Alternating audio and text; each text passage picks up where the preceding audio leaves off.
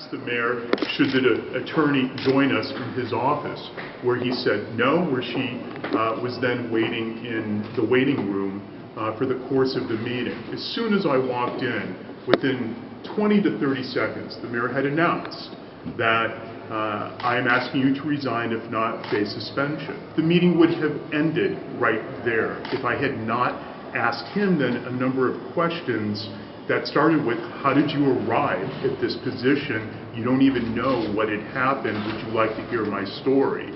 And the mayor was mute, or he changed the subject. I also had asked him, would you like to hear from my wife? And I encourage you to call my wife, who I haven't spoken to for some time. Here is her phone number. He did not take her phone number. I asked him about due process. There was no due process. He seemed to either be wanting to remain quiet or not interested in carrying on the conversation. There was nothing in writing ever by the mayor.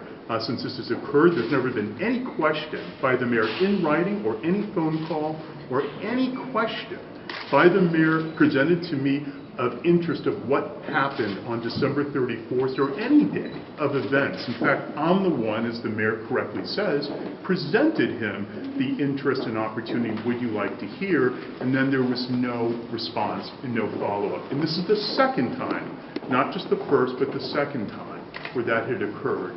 And the meeting ended maybe after 10 minutes, where I went through a series of thought process and just simply trying to get a handle on what had been a very unsculpted, unknown process, because when I went into his office, there was no rule book, there was no protocol, and there was no parameters. I was simply just trying to get a handle on what is it that we're talking about here. That's it. Would you say his deposition is false or misleading then?